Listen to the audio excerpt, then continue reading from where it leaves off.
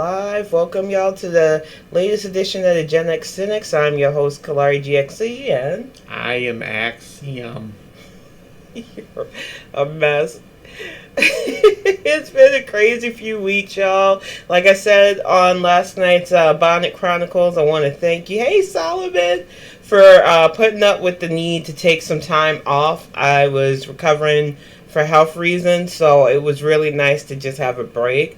But we have a lot to talk about. There are some wild fan theories out there. There are some theories that Axiom and I wanted to talk with you about certain anime series. So we are going to give you spoiler warnings ahead on this cast. Yeah, while the theories may not give a direct thing of stuff that happened in any of the stuff we're talking about, some of the theories may allude to stuff that could have happened that you may not have seen yet. Yeah. So please be aware that while the theories are just that theories, if you're watching something, you may want to, put mute. Yeah. So you'll see us.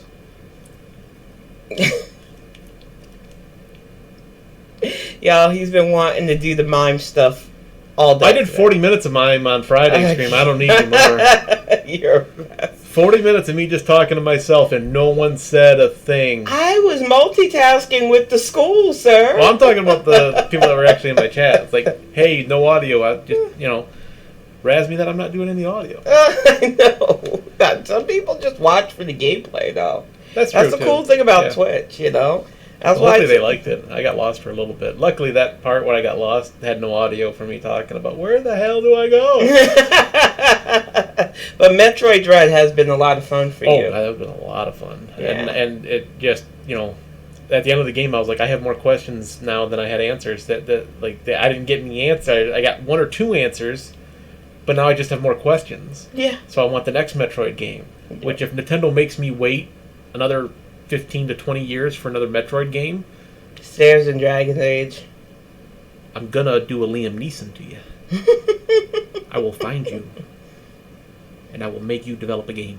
And they've been doing a lot of, Metroid is everywhere on Twitch right now. I've seen speedrunners, I've seen people that are they're new to trying it out. I think one of the speedruns I watched, because I wanted to see the ending of it again from somebody else that did a way better, faster time on it. Yeah. And I think the lowest time I've heard of was about an hour and a half. That's insane. And how do you like it, Solomon? Is it worth the money? Is what I'll ask.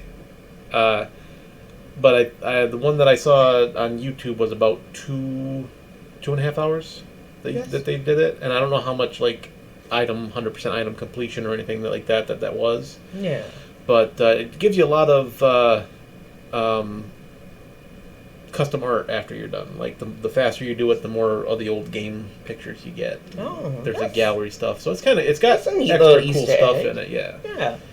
My thing is with the new Switch, the whole reason why I'm not even going to look its way yet is because Nintendo is still the only game company that makes you have to buy extra stuff to stream their games, and even then we're streaming at a risk, because if Nintendo wants to decide that we're showing something they don't want us to show, or we're streaming something they don't want us to stream, they can impact our channel. So I'm just not. Yeah, there was somebody that did a video for Dread when it first came out, and they made them pull it off of YouTube because they didn't want it out there, and I was like, what the heck? Exactly. So right now, for me as a streamer, Nintendo really isn't a company that I'm willing to even attempt to partner with. That, and I want to talk about, before we get into the fan theories, I don't like how much they jacked up their prices on their membership. Mm-hmm. I get that they still have the family membership, and you can still get 7 other people to pitch in for it. That was a major price jump. That from their single plan to go from $12 to $50, and then the family plan to go from $35 to almost $80. Yeah. That's a huge price jump. I wanted people to understand that I don't feel like we're getting a good deal out of it, because for those of us who are Nintendo fans, he and I have been playing Nintendo for well over 30 years now, I have all the consoles still. I legit have my original Game Boy stuff. I want to play classic games. I don't have to pay Nintendo a monthly subscription for a digital version. I can pop in my classic NES games. Yeah. And my classic Sega Super Nintendo games and all that stuff. So it's like, what is the value for somebody like me? Yeah, and that's the thing. It's like, for the value of what you're getting, I don't play the Super Nintendo or regular Nintendo games that they offer right now. Exactly, Solomon. If we hadn't just gone out and renewed our membership, I wouldn't have renewed the membership this year. Yeah. Because while I want to play Ocarina of Time and all those other N64 games and some of the Sega games that they're going to be offering, what am I going to get? Am I going to get what you decide to put on there, like the Super Nintendo games and the NES games, or are you going to give us what people want? And lately, with all the crafting stuff we've been watching on YouTube and restoration stuff, I feel it would be a better investment to restore like an old Sega Genesis and play the games that from my childhood that way. Yeah, and there's other there's emulators that you can get. This is a bad decision for Nintendo, just because I know why they did it. They did it because they saw how much money like Microsoft and PlayStation are getting, or Sony are getting for their live membership. But the thing is, with Xbox, and we say this as Xbox members, it's worth it. Yeah. Even when we don't play as much, because we really haven't been playing our Xbox games as much, but when we get on, not only can all of our catalog is there permanently, but there is an easier way to stream. From Xbox. Xbox is very user-friendly for that. And it pairs to my laptop. We linked our accounts years ago, back when they were allowing people to do that. I don't think you can do it now, but when we buy a membership, it covers both our Xboxes. Exactly. So, like, if they would do that with the Switch, where, like, if I buy this, it covers all these people, which in a way it kind of does, but it doesn't, because you can't access a digital game I buy. No. And if we did do it that way, which it was, I talked to It gave us problems in Pokemon. Yeah. My son and I had to create a whole nother account for him, because whenever we tried to play at the same time, they thought one account was trying to access. And that's the problem, because I talked to the customer service rep, because when I was talking about getting you guys on my account, so you guys could play all my digital games, that was the thing. You couldn't access the same content at the same time. One person could only access that content at a time. And I was like, what's the point of that? Yeah. They don't do that on Microsoft. If I access Destiny and you access Destiny, we can actually play together. Yeah, because it's my account. It's just the payment account is under your name. But Nintendo doesn't want it like that. They want to squeeze as much money out of people as possible. And like I said, they really feel like they're untouchable. And for me, I'm moving towards a lot more indie games anyway. I'm looking forward to games that are coming out of Japan that we're finally allowed to get here, because to me they're a lot more fun anyway. So for Nintendo to keep acting like this, like people will just take it because we're a household name, they're going to be in for a reckoning. If Nintendo wants to salvage the situation, what they need to do is one of two things: drop the price, which I wholly recommend they drop the price. I honestly, was it 12 for singles? So I would say take the single up to 20, take the family up to 50. Yeah, that is a much more even ratio and reasonable ratio to do that. Especially after a global pandemic, where people are really not. I mean, there are a lot of people who are finally moving on to jobs that will appreciate them, pay them more, but they still got bills to pay. Yeah. And for me, the older I get as a gamer, the less I'm prone to waste money on gaming stuff like I used to when I was younger. Everything I spend matters because I got a family to take care of. Yeah.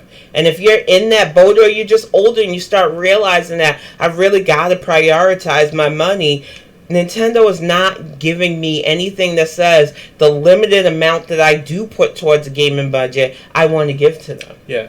And the only other thing that they could do is give it, like, if whoever renewed their membership already, give them access to everything with no extra cost. That is the only way, but it still doesn't eliminate the problem. It's like, if that's basically, hey, we're going to give you this for free, and then next year you'll probably want to pay for it if you see that it's worth it. but the cost is just too much. I was like, I'm not going to pay you $80 for it's digital storage, basically. Yeah, and it's for a game that you guys are going to be like, well, hey, guess what? New N64 game that's a classic is coming out on the Virtual Console, and it's going to be some game that nobody played or nobody wants to play. Or nobody wants to play because, like, I'm still waiting for them to get the Super Mario RPG on the console, but they can't because of Square, because of the copyright and stuff on it. So. And that's why I said it's gaming for me right now. The older I get, because I'm never gonna stop gaming. We already joked about it last GenXcynics, how we're gonna be those old people who have our gaming systems, and if we're in a facility, it's gonna be like, we'll go to bed after we finish this level. So how did you get to be such a great gamer? It's hooked up to my heart machine. If I fail, I die. Exactly. Necessity has gotten me where I am. Yeah. So, like, we love gaming, but we're trying to be more realistic about it. It is funny how it got put on the Classic because they knew it would sell the console. Yeah. And I have one of those. So if I ever stream it, again, that's how I'm going to stream it. Yeah. Because all I had to do was widen the window enough, get it going right, and it was fine. Exactly. So I just feel like a lot of these game companies need to start realizing that we're realizing we're paying you for digital storage, and you need to make it better. You need to make it a better deal, because the reason why I don't balk at Microsoft for doing it, I don't have a PlayStation, so I can't speak to them, but Microsoft has made it so easy for me to jump on, play my games the way I want, stream my games when I'm playing it. You know, the only thing that I had an issue with doing it with Microsoft for the longest time was if I wanted my camera. But then they made it easy to pair my Xbox Live to my laptop. Yeah. So they blow Nintendo out of the water for me when it comes to game stream. And now I can make the decision to continue my hopeful Dragon Age 4 gameplay on Xbox without having to decide whether or not I want to buy it for PC now. Right. And I think a lot of game companies need to realize that in the future, you need to think along the lines of, can my game be streamed? Who do I want streaming my games? And it should be everybody. Yeah. Because that is advertising, that's promotion. I would have bought the new OLED Switch if it would have had a built-in thing to game stream from the dock. Even that easier hookup to Elgato, because thank God for Elgato. The only time I tried to stream Pokemon Sword and Shield was because we have Elgato products, but that it was still a pain in the ass to get it all hooked up. Yeah. And Nintendo, I feel like they make it purposely hard to pair them. Yeah. And it's like I don't want to go through all that. They don't want people streaming their content or something, and it's just like, that's where... You don't like free advertising? That's basically what it is. It's free advertising. Look at, hey, this guy's having fun playing this game. It looks like a fun game. I'm going to go play that game. Yeah. It's like, I don't know. I just... mini game rant. We'll get back on topic. Yeah, we'll get back on topic. But next week, we're just going to game rant. That's all we're going to do for what I hate? For an hour. But fan theories have been on our mind all week long because we've been watching a lot of anime. We've been watching a lot of old Cartoon Network stuff. A lot of anime. We are so in the regular show right now. Again, I forgot how funny that show was. Oh no, bro! And then, know who else is in the regular show? My mom. Honestly, his mom's not though. No, she does not watch. I just love how he all. butchers that joke. And he refuses to see that that's not the way you do if that. You say my mom, you're fired. And he does it anyway. It's like worth it. My mom, you're fired. Worth it. Regular show has been a lot of fun to rewatch for real. Yep. And like, I'm missing the phrases that HBO Max I was just again. Say, not to shamelessly plug HBO Max, but it has been a lot of fun. All their content, everything they've gotten from Cartoon Network is excellent. Yeah, we grew up on Cartoon, so we watched what did we watch? We Bear Bears. We've been watching Dexter's and Courage. Dexter, Courage, Metalocalypse. Yes, we watched the entire series of that. I'm that. looking forward to the movie now because of that. It's just like, why doesn't Cartoon Network have the same kind of app? Yeah. They don't. They do. It sucks ass. I had the Cartoon Network app. I meant good app. Yeah, because I was like, I had the Cartoon Network app for a bit because I downloaded it for Kiddo and I was like, this is a waste. It's basically Teen Titans Go, and everything's behind the paywall anyway. So it's like I'm already paying to have Sling. I'll just watch Cartoon Go Sling. I don't want to pay to watch stuff on your app. And even when they do exclusives, they don't advertise well enough, so you don't get to watch them anyway. Yeah. So it's like because they're owned by Warner or something. Probably. Yeah.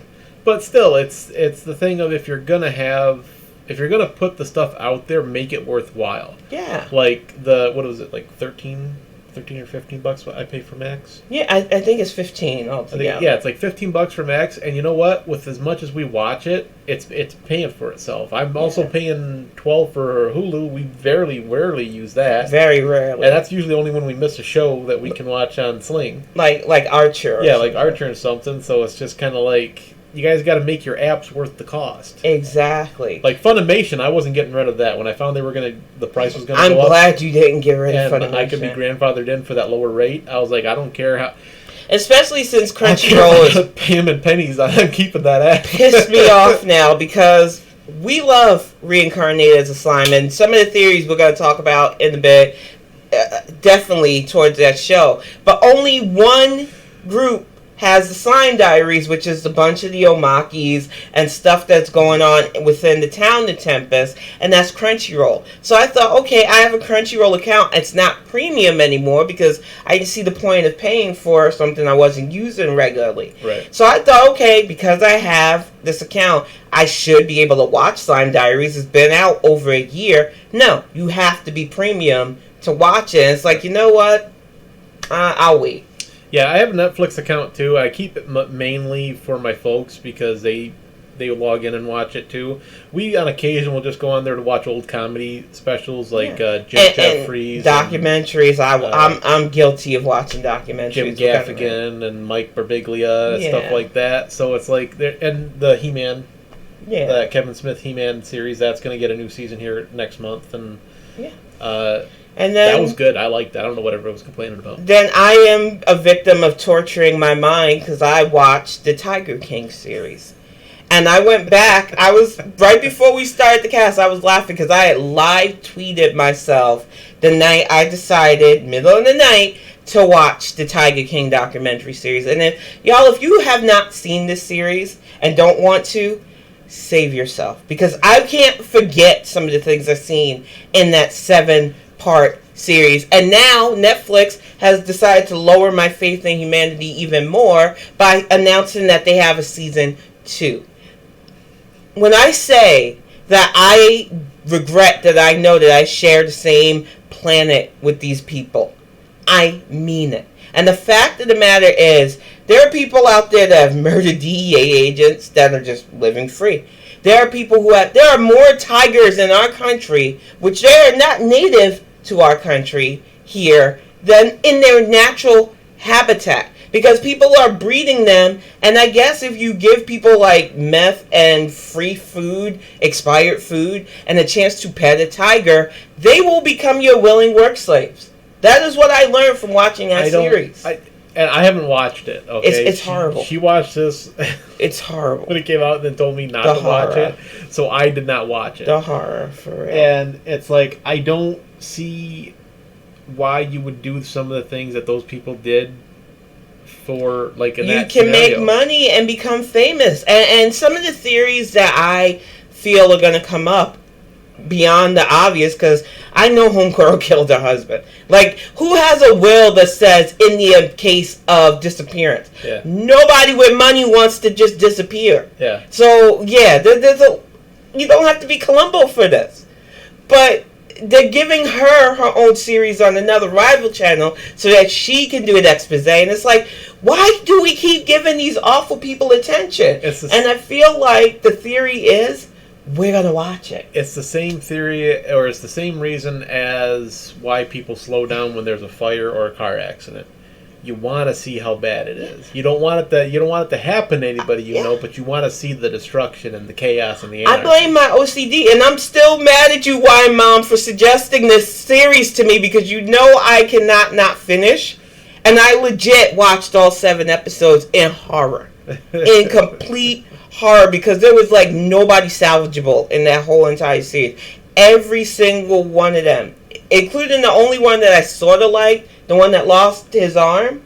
I felt for him because I really think they're one of the few that cared about the cats. But I'm sorry. I lose my arm. I'm not going back to work for the people where I lost a limb, man. They stubbed my toe at work one time and I almost didn't go back. I was just like, it hurt. That was a big metal shelf. Exactly. I'm just like, I don't understand any of these people. And I cannot believe that Netflix is doing this, but I can because it was all anybody talked about last year. Yeah. And like I said, my brain is still trying to like mentally vault some of the stuff that I watched from there. Right. Like, for real, I read one of the live tweets I had, and dude literally said, oh, you just open up the steak and stick bags of cocaine in them. And I was like, what is happening? How did I sign up for this? Why am I still watching this series? Like I said, it's a thing of I gotta see how crazy this is gonna get. Yeah, it gets crazy. Yeah. It really does. And if by watching this cast, you go, I need to watch Tiger King, more power to you. Do not blame me. I've given you a warning that it will mess with your mind. Just look up the synopsis online. Just look up what like overall get an overview of it. Don't subject yourself. I will give you a short sentence. Drugs and bad country music meets really weird polyamorous marriages that don't make sense. And you can make straight people apparently gay for tigers and meth in Joe Dirt's or Joe Exotic's work. Yeah. He might as well have been Joe Dirt. Did you see that mullet? I'm just like, I don't understand what was going on with any of that. I don't want to get hate mail from David Spade. No disrespect, David Spade, but dude looked like he could be your grandson. I don't even understand. And from the trailer for 2, he's still rocking that bowl cut mullet. Like, that's his signature look, and he will not take... He's going to go to his grave looking like that. That's the problem I have with humanity is... Party in the front, business in the back. You either have to do something really, really well or really, really horrible to be famous. And nowadays, the more viral and notable you are, the better, I guess. Yeah, but that's the thing. It's like people have gone, well, for me to do something really, really good to get the same notoriety as I would to be really bad, I'd have to do a lot of work and make sure a lot of people get helped, and that's a lot of work. It's just much easier to be a horrible human being and get the clicks and likes and views. And one of the things that, before we go to actual fan theories, that I need to say is the documentary didn't do anybody favors, but if you hate somebody... Y'all need to keep that to yourself, because when you are on record several times in several videos saying that you want to hurt somebody or worse, even if you don't do it, they got plenty of evidence that you have malice thought. And I don't know if some of you understand legality, but you will be a prime suspect if that person disappears. So maybe leave your hatred of them from being in front of a camera. Yeah, if you have a video out there saying, boy, I hate that guy, I wish he'd die in a wood chipper, and then that guy happens to die in a wood chipper, guess who's going to get interviewed first? Exactly. There are plenty of people I have really big animosity for. I'm not putting myself on camera saying that about them, though. Because I'm pretty sure they're awful enough people to where something might happen to them. And I don't want to be the prime suspect to it. So I just think that that whole documentary series, there are way too many people giving away their criminal life. Yeah. And I just don't understand. It must be nice. Yeah. I just think people get in front of a camera and they turn their brain off. And it's just like, I'm not going to watch what I say. I'm going to be famous, basically. With everything. Yeah. It is crazy. But we are excited about My Hero Academia, not just because there's a movie coming out that we are definitely going to watch, but because there are a lot... a couple of days here. Yeah. I'm excited. I can't wait. But there's also a bunch of cool fan theories. Now, Axiom, you had an original theory about what you thought was going on with Deku. Do you want to share that? Yeah, it wasn't really original. I've seen other people mention it before, but my theory was that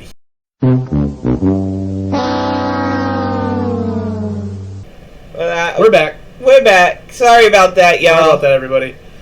The latest series of the manga has been out, and it's showing All For One doing. He's going for a power move, basically. Yeah. And it involves Shigaraki. I'm butchering his name. Yeah. I call him Dust Guy because everything he touches turns to dust. Turns to dust. So I thought it was funny that the manga is starting to show All For One doing his master plan, and a lot of fans have the theory that All For One is actually Deku's father. Right. And it's starting to make sense. We were talking about it earlier. As somebody who has dealt with the family situation of living with a single mom and then basically living with my grandmother, I know that absentee parenting happened, but it is so extreme in Deku's case that it just doesn't make sense.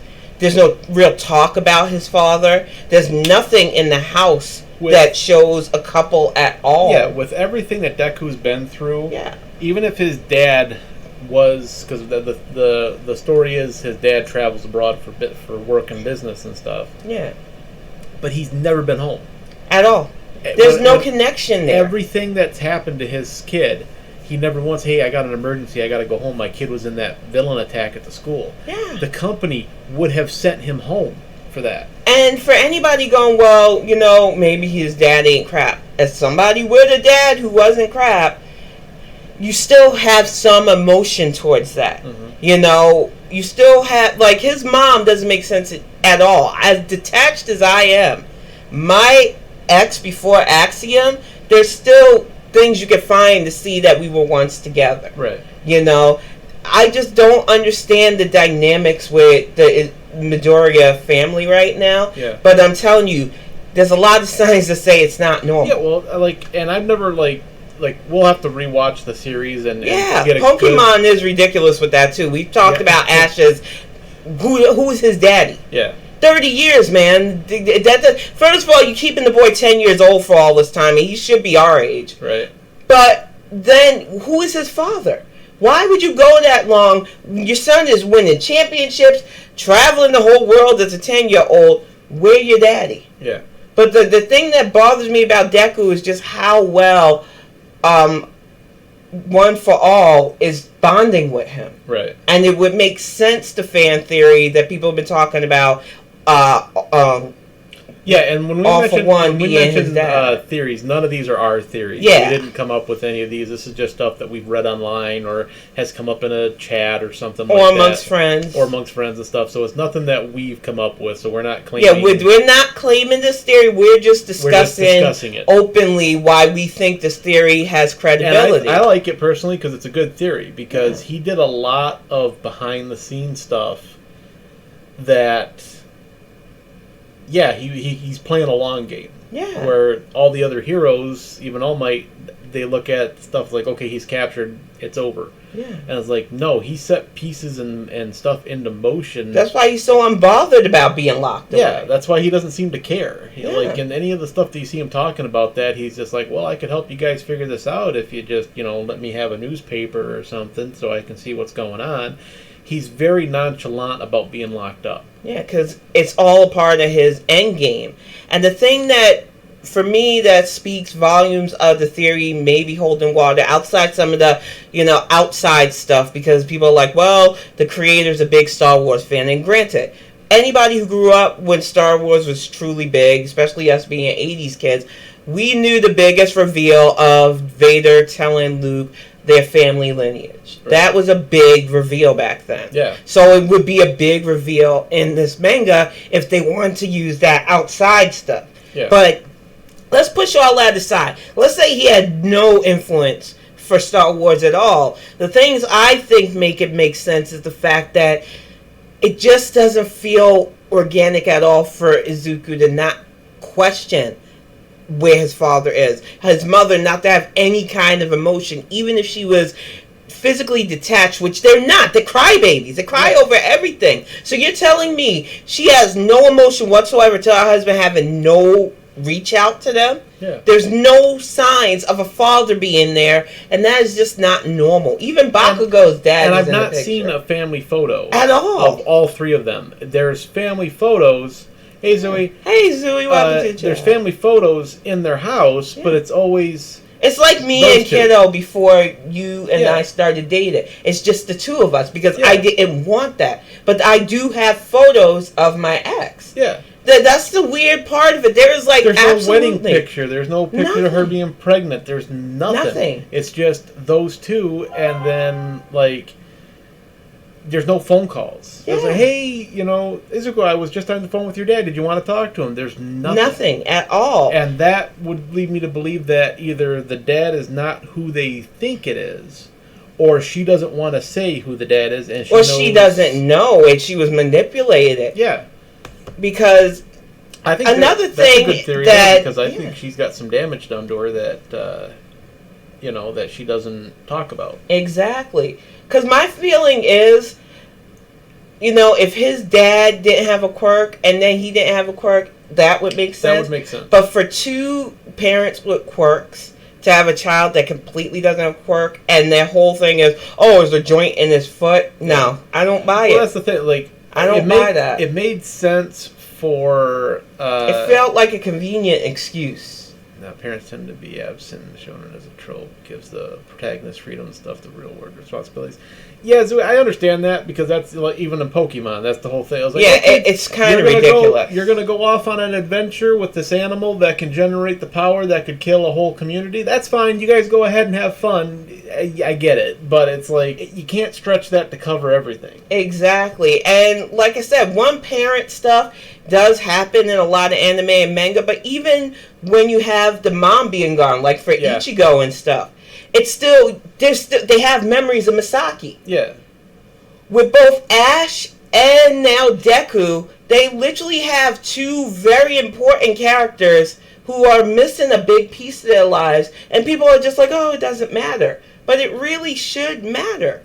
They never touch upon how Deku feels about that, and to me, as somebody who grew up without a father and directly in my life, I can tell you it does negatively impact you even if you try to be a good person. Well, especially with how heavily they are in with everybody else's family. Yeah. You see... you see him with Endeavor and Todoroki. Endeavor, you see Gravity's parents show up. Both of them show up. You see everybody's... Bakugo's both of his parents everybody's show parents up. eventually show up here, and no one has asked that question. It's like, what about your dad? Yeah. And I know in Japan, especially custom speaking, you don't want to pry. You don't want to be rude or disrespectful and stuff. So I get that they can allude to that. But it just doesn't seem right. Because I also know that, like every human, people gossip, people talk. Yeah. And I'm sorry, it's just not natural or normal for Deku's father to be that far removed from the family and nobody brings it up. Yeah, Urameshi's of lineage was a bit messed up. Yeah, yeah. I remember watching that and I was like, wait, what? Huh? But like, I'm just going to go with it. even with our current favorite, well, I say our current favorite series, but I don't think I'm speaking out of term. Slime. Even with all the connections that will more than likely be made based on the light novels and the web manga that became this current series, there are plenty of fan theories saying what Rimuru was, but it's okay for him to just be an ordinary guy that got reincarnated. He doesn't need a extra connection because he was already a full-ass adult. Yeah. He lived a full 37 years on Earth before he died. Right. He didn't live to the fullest, and I think his regret is what made his soul so desirable for who I think is the eventual true mastermind of what everything that's going on. Right. But I feel like a lot of people are like, well, what's his deal? Who are his parents? I don't really think of him on that level. Yeah, but when it's a child, yeah, for me, Deku just doesn't make sense because, especially for little boys, I'm not saying it isn't like that for little girls, because I really wanted a closer relationship with my father than I got, and I just didn't get it. But I think for little boys especially, having a father figure is something key. And that's why he gravitated so eagerly to All Might. Yeah. You know, and that's why his mother was like, yeah, you've got to help me out with this now. You know, I did have my own theory, and I haven't read this anywhere else, and it has nothing to back it up. Yeah. At all whatsoever. But I had a theory there for a little bit where I thought All Might was actually a plant. Like, he was actually working for All for One. He just didn't know it. Because if you look at him, his features and everything are different than when he was younger and he was a hero. Yeah. And my theory was when they were fighting, and you'll have to give me a minute to name everybody right, because my dyslexia hates All for One and One for All because it interchanges them. Just remember, selfish is one. So I think when they were fighting, All for One, like I said, he did damage to him. Well, that's enough contact that he could have manipulated whatever quirk that he had at that point, and actually, like, maybe he has like a mind control or mind altering quirk. Well, my theory was definitely Toshinori was picked for a reason. I think he was just a vessel that could contain All for All. It's catchy. Yeah, it is. One for All without it doing damage at first to him. And he was just a vessel because unlike Deku, he never really, outside his mentor who had the power, connected to everybody. Yeah, and that's the other cool part about that is Deku is actually interacting with these previous hosts. Yeah, and I feel like the fan theory of him being All for One's son makes more sense because of the fact that the original owner would be his uncle, and that guy has more than once in both the movies and the series acted more protective of Deku than anybody else. Yeah, to the point of getting the others on board. And the other theory that we were talking about, and I don't remember if you said this was from somewhere, if this was one of mine this time. What if Deku's quirk was the fact that he could complete? Yeah, that was yours. That was mine. Yeah. What if his quirk is the simple thing? Like, they didn't think All for One's brother had a quirk, but it was a compiling quirk. He just didn't have any other quirks to compile with, so he didn't think he had one. Yeah. Until he actually gave him the One for All to start compiling the quirks down, and then it started passing and gathering up other quirks and stuff. Yeah. So, what if Deku's quirk is specific to the fact of he can complete it? That's all his quirk does, is it takes that power, completes it, and makes it whole so that it can be harvested. Yeah. That could be it. And that may have been that fits right in with the theory of him being his dad, because he could have given Deku that quirk. Yep. For that purpose, and that's why he's so protective of him. And that's why he's so calm about things, because that's what I like about villains who are intellectuals as well, is that there's a sense of calm that even when things don't go 100% their plan, they have enough backup plans to where it doesn't matter. Oh, that fell through, it's okay. Yeah. I've got 5 other things going. I like that, and I also hate that, because eventually you do want to see the villain get outsmarted because, you weren't planning on this happening. Yeah. That needs to happen once. Just once. But you need to not have that, like, oh, well, my second backup plan in case this happened would actually come in, and then that would happen, and that would happen, and this would happen. Because the thing is, it's okay to make them smart, but the thing with being that smart is you do eventually get overconfident. But the thing with All for One is he is that level, and that's the scary thing about him. The internet made me hate the word intellectual. Yeah, that's true, Solomon. I'm right there with you. But the thing with I'm sorry, that's funny. Okay. No, because there's a lot of people out there that they think they're smart and they really aren't, but they can fake their way online with it. And most people who I feel are smart are still learning, and they never call themselves smart. And I think we could all agree that if your research is checking Facebook or Twitter to verify something that you heard, that's not research. That's popular opinion. At best. You know? So, real research doesn't even take that long anymore. We come from the encyclopedia generation, y'all. Thick books that you literally had to open up and study. You have it at your fingertips and you're still not doing it. You mean encyclopedia? No, stop it. I had to do the How I Met Your Mother. I can't with you. I had to do the throwback. I can't. I still like hardcover books though. Oh yeah. But yeah. I feel I actually like, wish we still had like those Encyclopedia Britannicas and stuff. Yeah. I wish that was still a thing. I wouldn't want to lift the box of those. Oh God, no. Yeah, no. those I would were just heavy. like to have them on a shelf. Yeah. And just be like, look, all the world's knowledge at that time. We got that, and my grandmother used to get the hardcover Reader's Digest stories. Yeah. And they were cool. You had some with illustrations in them and everything. Yeah. You know, I love books. I'm a nerd. I don't care. Oh yeah. Unapologetically hand me geeky. my book. I just got my book today, so if you guys want to check this out, it's by R.A. Salvatore and Erica Lewis. I have not had a chance to read it yet, so it just came, and I'm really looking forward to getting into that. Yep. But I got excited, and I think Cal can to verify it for me. Like when I came in with it from the mail, I was like, "My book is here! My book is here!" It was like just as good as somebody sending me like $100. Yeah. It was just like I got so excited for a new book. It's a new car. Books. If I wanted the prices right and they say we have a new book, and I would be just excited about that. Yeah. We like reading. We like stories. And Dewey Decimal. Yeah. I think a lot of kids will probably never know the pain of having to study that. I hated Dewey and his decimal system. Yeah. It never worked. I never like. I just went around the library until I found what I needed to Yeah, find. that's exactly what I did because it was like, oh, you can check out the card catalog and look at the Dewey Decimal System. And I was like, it's all alphabetical, right? Yeah. By the author's last name? Yeah. What category is it in? Fiction. Okay, I'll see you in 5 minutes. And I just went over and looked for it. And a lot of times I hung out at the library anyway because it was the only quiet place, and a lot of kids avoided it, thank goodness. Yeah. Introvert life.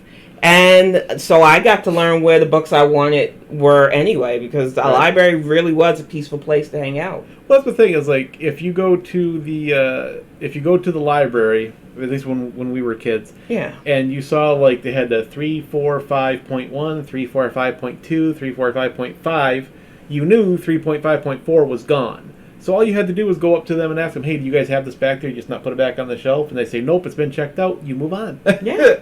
Why would I sit there and go, I want this? And, no, not you know, that to one." date myself just a little bit, our library really didn't have that many computers at all. I think the librarian might have had one up at the desk because it was the 80s especially. So it was really a quiet place. The only people that went there were people who actually wanted to read books or do research. I miss libraries. I miss bookstores. Really. You know, the last time I went to a library was not even that long ago in North Carolina, but they have copy machines now. They have computers. So it is a bustling place. Yeah. It is not the same as before. A lot of current libraries are like full on. We had the IEP there for kiddo. Yeah. You seen how packed it was. People. And that still was a go. crazy library. Like I've never been in a library that big. Yeah. You know, the library that we had in the school I was at was pretty small. Yeah. The library that we had at the high school was actually pretty decent size, but still, it was just like you had a table and chair here, and then maybe a couple of chairs somewhere else, but that was about it. Yeah. But yeah, anytime I could get a chance to go in the library, I just love the smell of books. Oh yeah. And I just love the peace. It's just such a peaceful place because you're not allowed to really make noise, and everybody's there is there for the same purpose. You're either reading or doing research, so you're focused. Yep. So I'm huge on libraries, and that's one of the things that I hope our society never gets too far away from. And I know we're doing a lot more digital stuff, but you can still have a library where people go to read digital stuff. Because until we get rid of our current system of needing money to survive, there are always going to be people that don't have enough, and they still need access to reading and research. And I hope we never get to the point where we get totally digital. I don't mind things being digital, but I still want the ability to have. Yeah, that's what I mean. It's like for like books, DVDs, stuff like that. Like I love digital copies. I love streaming because it's like, hey, this is a movie I don't have to go out and make a spot for on the shelf or anything like that. I can just get it and read it. Yeah. But as Gen Xers, we were raised to believe that some leader is going to go nuts and fuck everything over. And we're going to have like either some weird kind of war or apocalypse where resources are going to be scarce. And we've got closets full of DVDs, CDs, and books so that when the rest of y'all are bored, we still have our entertainment. Once like, what are you going to do if the power grid goes down? I was like, oh, well, it's going to suck because everyone's going to go through tech withdrawal. but I have books that I can reread. I have comics. I have comics I can reread. Games that work off I actually the have batteries without the internet. physical copies of music that I can put in a player, and I can still have music. Yep. And I can draw. As long as the charge lasts. Yeah. But I have some solar-powered chargers, just in case, because why wouldn't you have a solar-powered battery? Exactly. And sports as well.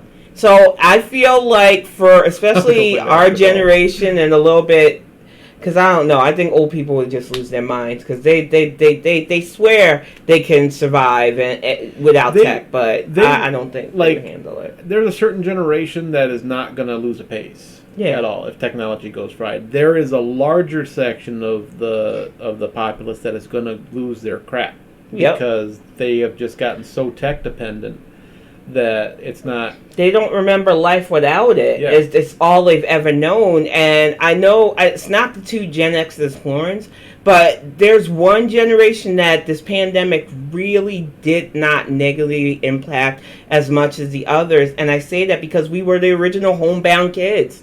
We had to be in charge of our siblings if we were the eldest, or even the youngest. We had to get home. We were raised by the TV anyway, and we liked being in, playing video games, and not dealing with the outside world. Right. So, like, if things shut down, Gen X is going to be all right. Right. I honestly have said that. We are the meh generation. It's not meh, we don't care. It's like meh, we've seen it all. Yeah. And, you know, things are either going to be all right or they're not, but if we got to be here, whatever. Yeah, well, that's the funny thing I saw on YouTube. There was a comedian that actually said that, is this, like, if you were a 90s kid, this pandemic was not that bad. It was everything you wanted to do when you were a kid. Don't go outside, stay inside, watch TV, and play video games, and stay away from everybody.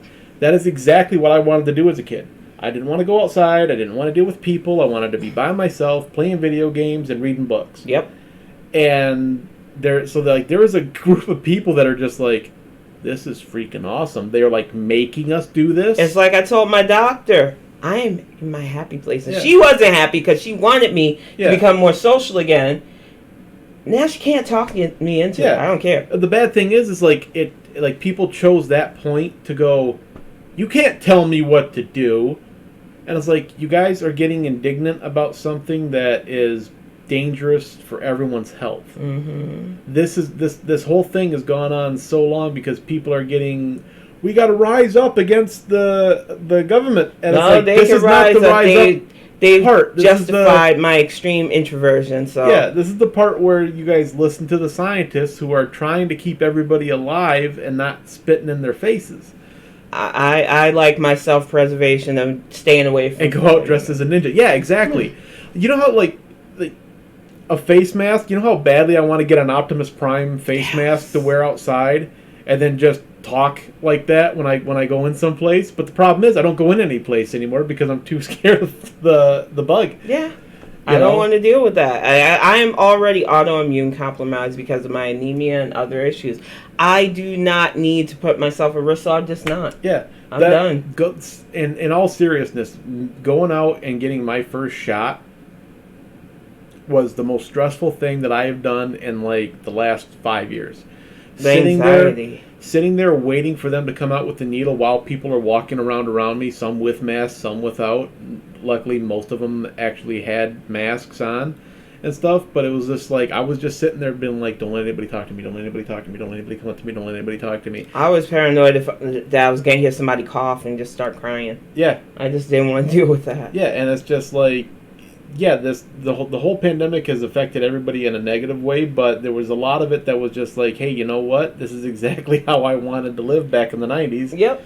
And now I can fully justify doing it. Yeah. But I wanted to get back to something that I read Solomon say. Now, you said Deku's dad is All Might's friend in America. And the thing is, that also feeds to why I don't believe that can be possible. Because if he was a friend to Toshinori, there would be more info on him. There's like, it's like a blank slate, and it just, with all the strides that Deku made, all the trouble he's been in, he has gone viral fighting Stain and everything else. This boy's name is out there now, and by the movie you're going to see that Deku and his whole class is well known throughout the world. Yeah. So my thing is, as a parent, even an ain't shit parent would be like, well, that's my son, I need to step up or say something. Because even, like I said, my dad and I didn't have the best relationship, but at some of my more pivotal moments, like when I performed at Carnegie Hall, which I was telling you about the other night, he was there. Yeah. Acting like he was in my life, which was embarrassing, but he was there. And I think that if Deku's dad was a real person, at this point, him not having any say in what's going on in his kid's life doesn't make sense to me. And that's the thing that, like, that's the part that bothers me. When he was attacked by villains twice, because he got attacked at the school and they got attacked on the away camp that they were at. The company didn't send him home. No one went. He didn't go to his boss and say, "Hey, my kid's been attacked again. I gotta go." Yeah. It didn't, like, for a day. And then, like, they have made it clear that a lot of these hero battles and fights are uploaded online. Because, like they said, that thing, that hero killer Stain, they covered a lot of what happened with Deku, but they showed Deku as a hostage. Yeah. So it wasn't like they showed Deku fighting him. But if I saw my teenage son being held hostage by somebody named a hero killer, and even though he got out alive, I'm going to be tearing ass to get back to the country to see if my kid's okay. Now, a good theory I'd like to start is that Stain's his dad, and that's why he didn't kill him. That would be creepy. I don't know about that. But that still wouldn't make sense because Stain has quirks. Right. And two quirk parents having a non-quirk kid, something doesn't sit right with me with that. And that's like we were talking earlier, the fact that All Might didn't have a quirk makes sense because he's been a hero for such a long time. Quirks were just starting to come out. The ratio of people with quirks to people without quirks would have been much greater. So the fact that he didn't have one, that makes sense. But when you're into a population of 80% and this kid doesn't have something, even a little something, that's kind of weird. And you're already getting to the point where they were talking about, in one of the newer episodes, quirks combining in new and unique ways to create these really overpowered people. Both if that's of his already parents' happening, quirks should have given Deku a really neat power, too. Yeah, it should have been like some kind of either a combination of the two or given him like one of them at least. Yeah. But to have it negate each other, you would think they would have had opposing quirks. Mm-hmm. Like, she can make things float. He should have been like, I can increase gravity. That would cancel each other out. Yeah. Then that would explain why he doesn't have one. But that's not what they had. He could breathe fire, from what she said, and she can make things float. He should have been able to make floating things on fire. Yeah. That's why I'm telling you now, my gut is like, the fan theories are right. What if his dad is just his stepdad? That would be even thing too. But that's if it was a stepdad and he stepped in and she doesn't know who the real father is, it or still doesn't want to leads talk to about the him, theory that still supports the theory that All for One is his dad. Because, well, again, where is the stepdad? Where is the guy that stepped in to raise this kid to come in and check on him when all the stuff is going on? Absolutely, and like I said, I get it. The nod to Pokemon can be made. Yeah. But that is such a story. It is a point of contention within the Pokemon fandom because it's gone on too long. Yeah. It just doesn't make sense. Why wouldn't they reveal Ash's dad at this point? I say it's Mewtwo at this point. Yeah, it's got to be something controversial at this point for it to make sense to go on that long. Or Nurse Joy. Stop with the Nurse Joy. Matt, Pat, I blame you for this. I truly blame you. And we heard from the new movie that came out with Zaru that they are literally making the case that humans that are raised with Pokemon can develop powers like Pokemon. Yeah. So the whole Pokemon fan theory that humans and Pokemon aren't far removed, y'all are getting your wish. Yeah. You're finding out that if a society of human and Pokemon lived together, that human could take on aspects and property of the Pokemon, which is exciting. That is Which an actual means exciting I'm moving to a series. cave and I'm going to be living with Lucario for a bit. Rock smashing your way through stuff. Rock smashing my way through stuff, and then I'm going right outside my old job, and I'm going to form the biggest Aurasphere you've ever seen. Just waiting for someone to step outside. But they know who they are. I just like fan theories that make sense, but there have been a lot of weird fan theories to me that are a bit contentious. And like, there's a director that's going to be working for the MCU who made the controversial statement that she thinks Captain America is to blame for Thanos getting the snap, and her reasoning is he chose Vision over people's lives. And I get, like, I tell people all the time, as a sociopath, I get the belief system that a lot of people think they have, that you would just cold-bloodedly take a life to save billions of people. But you say that from a vantage point of not being in that situation. And humans are cowards. Yeah. And I know a lot of you don't want to think that about yourself, but it's been proven time and time again that when you're in a stressful situation, you are going to instinctively do what your brain will do. And some of us have extreme self-preservation. Some of us have that, well, I'm just going to do the right thing. But a lot of you don't have that at all. So for you to ding Captain America for thinking the life of his friend and ally is worth saving is kind of garbage. Yeah. And to blame him for the snap when Thanos is the one who did the snap. Yeah. You're trying to say that him sacrificing Vision wouldn't have fell into Thanos' plan anyway? It's kind of juvenile, if they would have sacrificed Vision, that would have put the Soul Stone in the hands of whoever was in charge, which would have been a government official. Yeah, which they could have got. How is that better than Vision having it? Exactly. It would have gotten into his hands faster. So my theory is this person, she laid it out on the line, how a lot of people think that he's a hero for saving his friend, but he's really an anti-hero.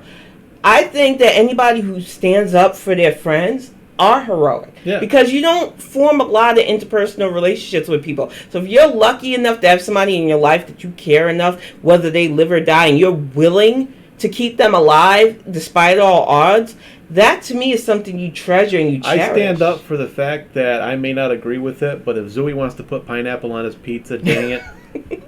You're a mess.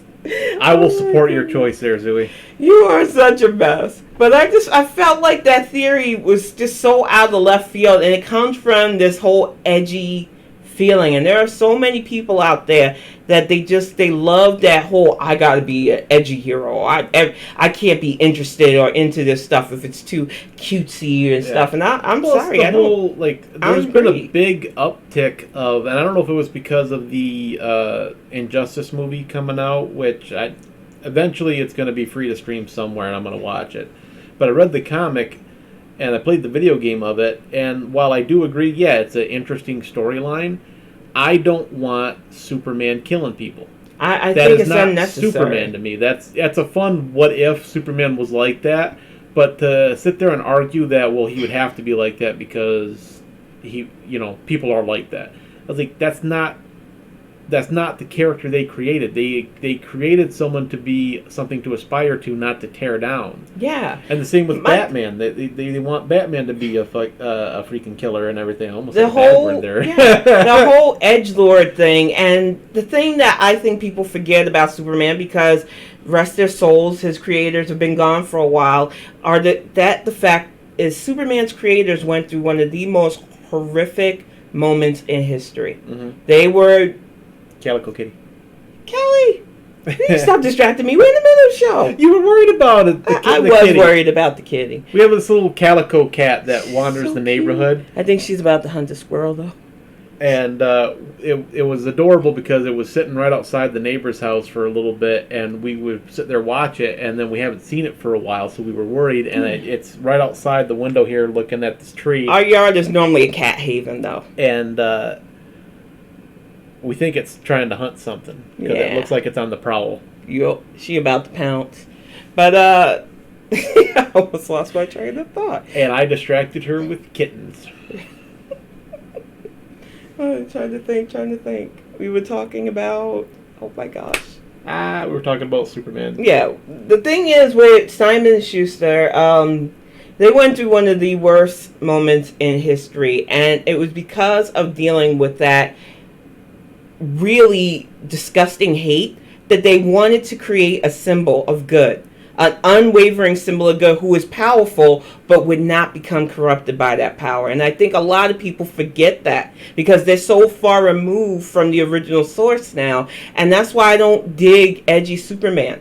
I don't mind him being campy to the point of people making fun of him, because he is proof that you can have a bunch of power and not be a total dickbag about it. Yeah. Yeah, he could totally enslave the whole earth with his strength and power, but he doesn't want to, because he was raised to see us as people not only that he wants to be friends with and protect, but that he wants to save. And I'm sick and tired of seeing these what-if style writers that want to turn him edgy. It's not needed. There's plenty of edgy. The funny part about Superman is he is something that most people try to aspire to, but normal people is what he's trying to aspire to. Exactly. He has all this power and all this ability, and you don't think he would love to just be able to turn it off?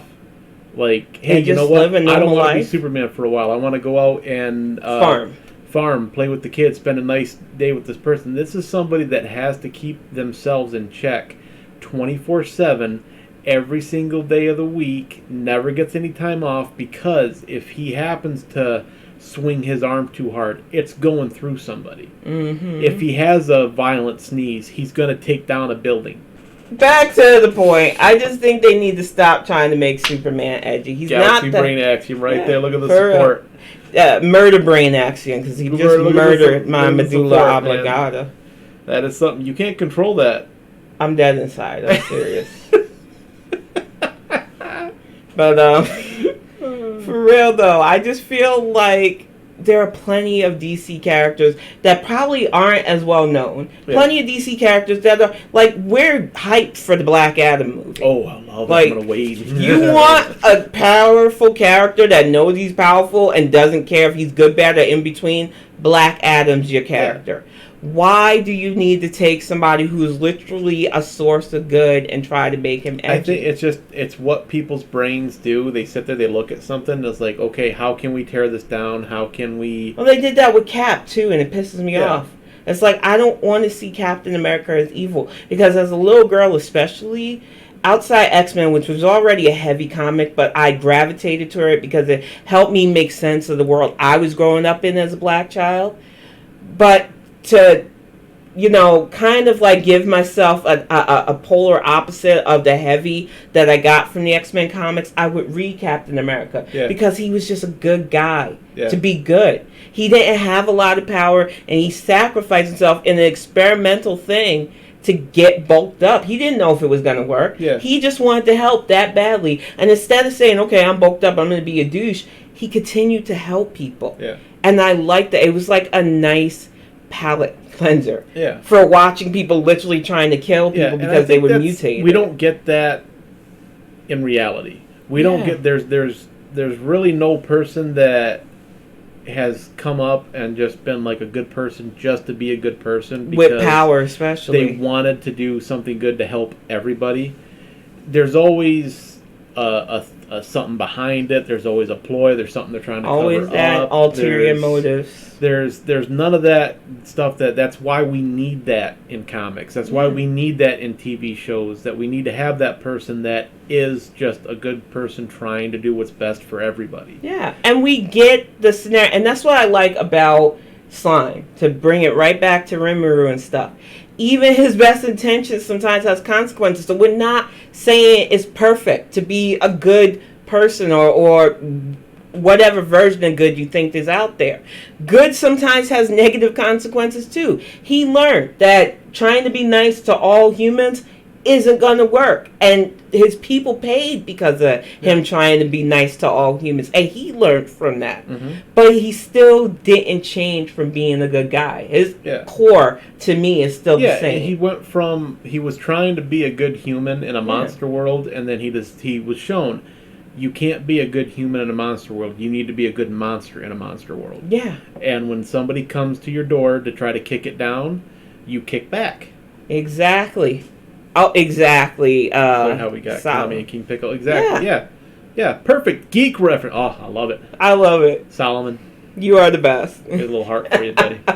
Right there. And I think that's what people need to understand. There's room for all of it. Yeah. You know, but way too many people keep trying to take figures that we see as good and twist them because for some reason Edgy is in right now. Yeah, well, what I don't get is like people's like, well, what if an evil Superman? I was like, you have General Zod. Yeah. He is exactly what you want. Watch Invincible. He's a superpowered Superman that has no cares about anything and could conquer the world. But if you seriously want to see what the world would be like if there was an evil race like Superman, watch Invincible. Because there was a whole fucking planet full of them. Yeah. And you'll see how corrupted by power types aren't good for anybody. Yeah. They're not even good to each other. Yeah, I think it would be boring after a while, too. You get too powerful, you get bored. Look at poor Saitama. Yeah. You know? And that's the whole thing a lot of these stories touch upon, which I think is true. If you got to that power point, eventually you're going to question everybody around you. You're going to constantly be dealing with people challenging you. And you're going to be bored because nothing touches you, nothing interests you. Yeah. So I just don't see the point of chasing that kind of power. Yeah, and I hate the Batman who laughs. Yeah, that was such a weird storyline. I get what they were trying to do with it, and like I don't want to say that I hated the entirety of the storyline, but it was just like that's true, Solomon. Are you serious? Like no one could stop him. He is literally Bruce Wayne with the Joker's craziness and none of the control. And I get what they're trying to say about Batman because he does like being steps ahead. That's why I did not agree with Death Battle saying that Tony would get the drop on him. Because for me, the moment Tony got into the Watchtower, Bruce has like 50 protocols going on. Yeah, and that's the thing, like, he knew who it was. Yeah. He was aware of Tony Stark. He knows his existence. If he knows his name, he knows everything he needs to know about him. So it was like, I get that Bruce is on a whole nother level with his analytical skills and planning, but everybody has a counter. Yeah. It's a universal, it's been pretty much proven that for every power, there is a counter power. Mm. And for that series to act like Bruce would just continue on without somebody being able to counter. No, I said I love that movie. You know. The Batman Beyond movie, I love that movie. Yeah. I love the way that it got really, really gritty with the story of how Joker basically downloaded himself to Tim Drake. I feel bad for Tim because I like Tim Drake, but it was just kind of like you didn't see that coming, and the compromises that they had to make in order to keep that a secret so it wouldn't affect his life, only to have it come back and affect his life again. I was like, that was a very good movie and it was really well done, but I love Mark Hamill as the Joker, so anytime I can see Mark Hamill in a Joker movie, because like the Killing Joke movie that they animated, I hate the first half hour of that because it's none of the comic, it's all fluff stuff, and it's just like, give me the last section of that and it's a great movie. Cut that first half hour right out and you're good. Exactly. But my thing is, with Batman being who he is, even if he combined the Joker's personality, I am sure that he would have devised a plan to take himself out. Yeah. If they want to play those kind of games, Bruce would have made it where he stopped himself. Yeah, and that's the thing with that. Like, I don't think they didn't get his core personality. Yeah, they completely disregarded Bruce's personality and was just like, well, if you combine Bruce and the Joker's just going to completely override Bruce. It's like, no. He is going to fight that. He's going to fight that with every fiber Or he is going to do the right thing and make sure he's ended. Yeah. Because that is just Bruce. It's just canon at this point. He would not do something that detrimental, and he would not have a failsafe for himself. He has a failsafe for everything. Right. You know, I know one of the things. Exactly. He puts like a nanochip in his brain that says, "Okay, that's it. I'm out." Yeah. He is that calculated, and that's why I said comic books are deep, y'all. If you don't read comic book stories, maybe you need to, because some people got mad with Professor X for having to kill thing for all the X-Men. When they forget, he has a kill thing for all of them, himself included. Yeah. If I go evil, this is how you take me out. If this person goes bad, this is how we take them out. Because he realized that even though he doesn't want to have to, there's a chance he might have to. Yeah. And that is the reality of leadership. That's y'all. why I always sided with Batman when they did that. I think it was a DC War movie. I think it was where like the Justice League got taken out because it was his plan that. God, who was the bad guy in that one? I think it wasn't. I want to say Vandal Savage. Yeah. That Savage got a hold of, and it was like. No, not Kingdom Come. Kingdom Come was good though. Yeah, Kingdom Come was a very good storyline. There was a animated Justice League War movie, and what happened was Mirror Master got into the Batcave and downloaded. Oh, it was Ragu?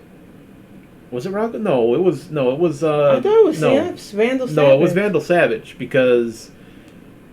Yeah, it was Vandal. I'm pretty sure it was Vandal Savage because I don't think Gould has the connections to bring all those villains together.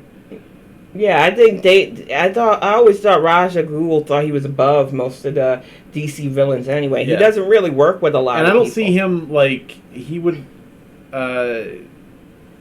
I think they did something similar with the Al Ghul story, but he deals primarily just with Batman. I don't think he would steal one of Batman's plans because then it would give credit to Batman for coming up with something. Mm-hmm. And his ego wouldn't allow that. He ended up taking out all the Justice League members, and he's like, "How do you know how to counter all this? Because it's my plan." And then they were sitting down talking about it. It's like, "I don't understand why we needed this." He goes, "If you don't understand why we need this, that's the problem." I was like, what do we do if you guys just decide to all go rogue? How are we going to deal with this? It's like, you don't think we need a backup? Yeah. So just to stop that from happening. And that's why I've always respected Bruce. And I get that people He's think practical. I get that people think he's cold on that level, but no, you really have to think in that way at times, especially when you're dealing with powers. How can I stop this? Because if you don't, you're going to get messed up. You see it all the time in anime and manga, too. I guarantee you that the future Usagi even has ways to nullify her Sailor Warriors just in case. After everything that she went to, especially with Galaxia and the Chaos Battle, you have to. Because they were literally turned against you. Yeah. So I know that there's a future version of her now that has a fail-safe plan because they could be taken over again and turned against her. Right. And she has to protect the world. Yeah, you have to protect the people that you care about. You know, it's just a reality. Take them all out and beat the JOU. And they were going after Bruce. Okay. Yeah, it sounded familiar, but I knew that the movie I was referencing it wasn't Gould that was doing it. It was Randall. It was Randall Savage or Vandal Savage. Yeah, Vandal. I always call him Randall.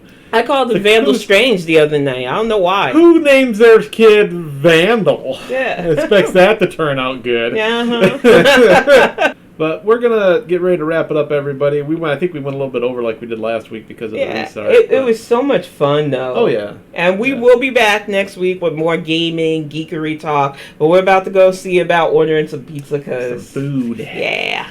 Put it in my belly. Yeah. But no pineapples. No pineapples on the pizza.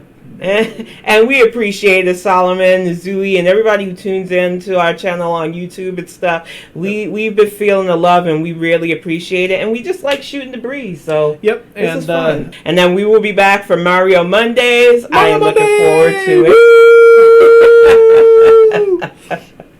it. So thank you all for tuning in. We're gonna get ready to wrap it up. I would have ended on the woo, but I both hands were up here and the mouse is over here, so I couldn't actually reach it. So you're a mess, sir.